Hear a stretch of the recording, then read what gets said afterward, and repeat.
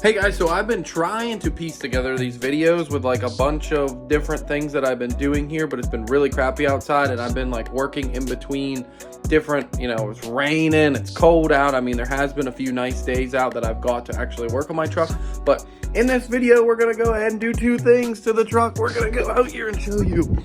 We got the fender flares on, front and back. We're gonna go ahead and show you how to do that. And then one other thing, we'll run back in here. It is this. If you haven't checked out my shorts, you won't really know what this is yet until you watch the rest of this video. So I recommend go head over, watch my shorts, and you'll figure out what this is all about, or just continue watching the video. So here we go, let's get into it. We got a couple more things, cool stuff coming for the 7.3 out there. Well, that's my wife's Edge. Actually, I gotta drive that to work tomorrow. The 7.3 over there, right there. So go ahead, just stay tuned. We're gonna check it out. We're gonna do a whole bunch of cool stuff on that. A couple more videos coming. So hope you enjoy this one.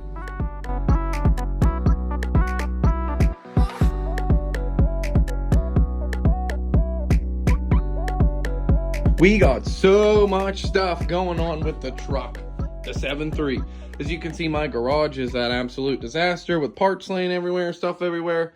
I got the compressor. I borrowed Cody's compressor to put in what we're currently going to put in. So I'm going to need that. And I got my grill out. You might be wondering why, but I don't want to scratch it. I took it off just to clean it up. A lot of you guys don't know, but this is a T-Rex X Metal grill, and I actually custom painted it. So the outside ring is black, and the inside ring, if you look close, I guess it's not a ring. The inside mesh is actually true blue L2 code Ford color, and it is the same color blue that is on my truck. But you really can't tell from a distance. It all looks black. So I just thought I'd point that out to you. So what we're doing now is this Wastegate actuator. Here's the old one, and here's the new one, as you can see from my short.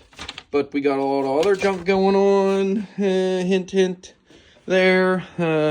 Yeah, you'll get to it. But we're going to put this on the Banks Big Head for the 7.3 Power Stroke 99 to 03. Go ahead and install that. It's going to kind of suck, but whatever. And we got 4 fender flares. They're the OE style fender flares we're going to go ahead and throw on. Pretty good quality, I think. It's got double-sided tape on all of them. I'm going to have to trim the front around the mud flaps, figure something out there. We're going to put those on in this video also. So let's get to it. We got her installed here. You can see it back there. There's the actuator where the vacuum line goes over to the wastegate. And now I'm just going to have to make sure that goes on there. It's pretty close. And then I'm going to turn it 4 turns clockwise and then tighten up that lock nut. And then we probably are going to have to use the air compressor and put on the end of that to blow it out to slip it on there. So we'll get to that. But man, that thing is... So the new nuts on the Banks one are 11 millimeters and the stock one are 10. So make sure you know that. And I believe the jam nut is a 13 millimeter. So let's get to that. Look how small this clip is for the turbo wastegate actuator. It's in this tape. I'm going to try and put it on with a magnetic screwdriver, like a little tiny one. So I got it all on there. See it back there? So what I ended up doing, I hooked up that line, that vacuum line, and then I came out here and unhooked it off the regulator and then used the air compressor and held it against the spider tube there and then used the air and then hooked it up. So I'm ready to go now. I think I'm going to put the clip on before I tighten down the jam nut, just in case it doesn't fly off while I'm tightening the jam nut.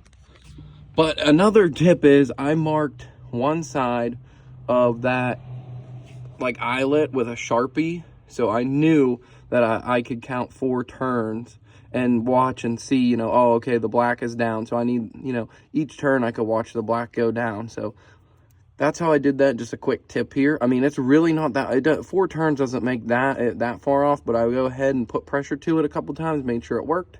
So we're good. We're going to put the clip on and see how it goes. Wish me luck. I got to give myself a high five. I got the clip on. That was not fun. I ended up laying on this and using that screwdriver with the magnet on it in the end because it's blunt, and I got it positioned, where it should go. And I went ahead and, once this focuses, pushed it on. And then I went ahead and I cranked that down, pretty decent, not crazy because the rod was bending a little bit. I cranked the jam nut down. So hopefully we'll be good. I'm gonna maybe run a scope up there on my camera to make sure I got that clip on there good. I mean, it seems to be good. I mean, I cranked on it with the wrench and it didn't come off. So just to make sure, because I'm paranoid, but we're gonna take it for a test drive. Get for a test drive up this really steep hill. And so far, I mean, the engine's cold, but we had a lot less boost loss going up the hill between shifting gears. I know the engine's cold, so it's not gonna run like it should, because it's pretty cold out. I say it's like 40, probably 30 degrees out, but we definitely had less boost loss in between gears. It is a 6-speed, so it's not an automatic, but we definitely have boost loss before.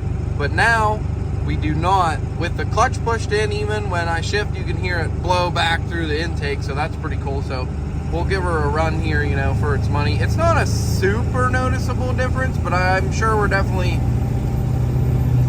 holding a lot more boost than we used to. Like, you can definitely, because before the turbo would just be screaming away in there, you'd hear it and you're not really picking up, you know, much of anything, because it's literally blowing off at 3 to 5 psi. So now with that big head on there, we're definitely doing something better now, as you can see. So I'm pretty happy with it. I mean, I needed a new one anyways, because spoiler alert, I broke the old one. Taking it off, trying to adjust it, but it was probably wore out anyways. It was 23 years old, but that's what you get.